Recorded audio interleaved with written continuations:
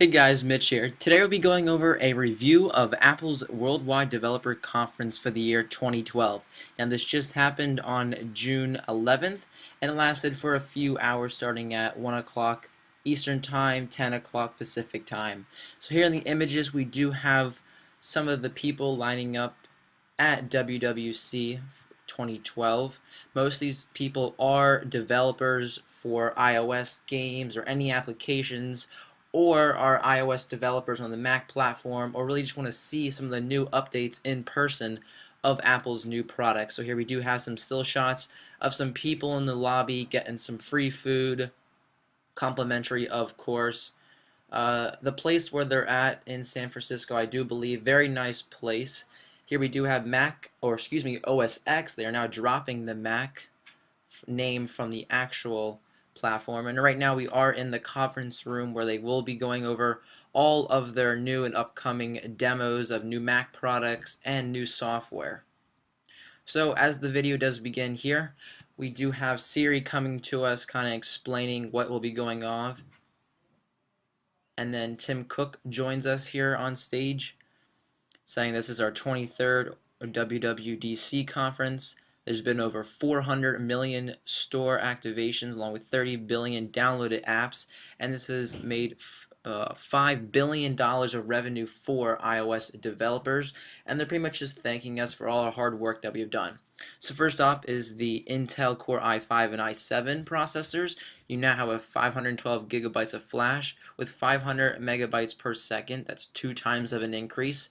We have USB 3.0 along with the 11-inch MacBook Pro, the 13-inch MacBook Air, and now we do have the third core generation, which is the Sandy Bridge for the MacBook Pro lineups. We do have the 13 and the 15-inch, no 17-inch, because now we do have a next generation MacBook Pro. With it will become Retina display. Now this is the highest Retina display on a MacBook Pro that we've ever seen. Along with its size, it's probably half the distance as a normal 2011 MacBook Pro. It does come with a Retina display and 220 pixels per inch. This is great for multiple apps such as Aperture or Final Cut Pro, Photoshop.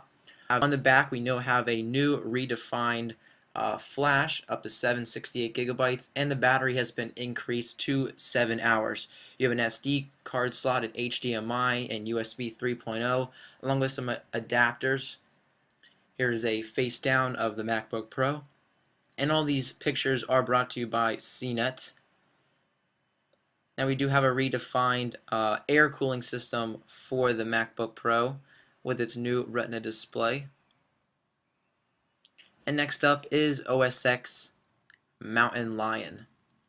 Now there's 40% of users on Lion right now, and 125 million of these are iCloud, and now you can store documents in the cloud, and the SDK will be coming today.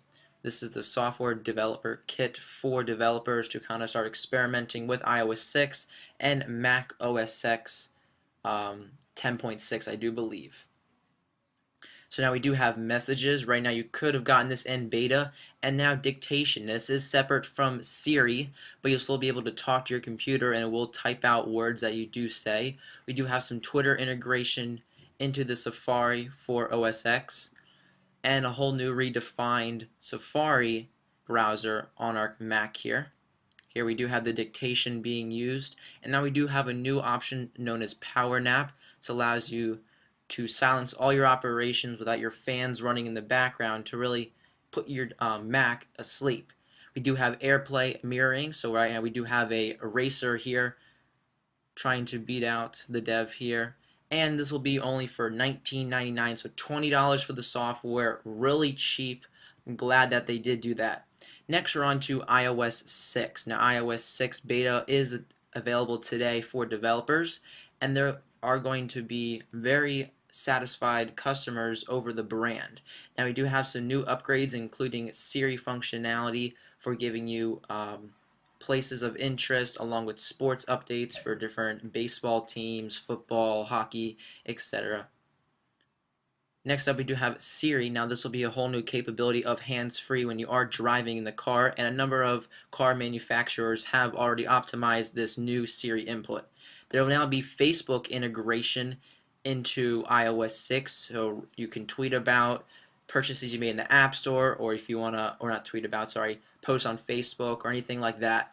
You now have a new Remind Me or a Do Not Disturb for when you want phone calls or text messages sent to you. FaceTime is now over 3G finally, and now we do have some new smart app banners such as like Yelp, and it does take into consideration the landscape mode as in that picture of ESPN.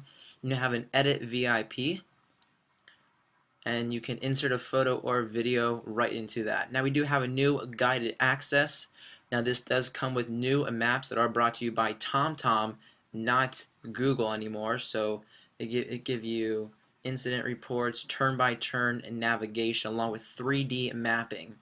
Now Siri will also be integrated into this, so we'll give you the turn-by-turn navigations for the 3D mapping, allowing you to figure out wherever you are with these amazing quality images. Now they will tell you how far you've been, how close you have already been, and with iOS 6 there's over 200 features that will be available today for beta developers.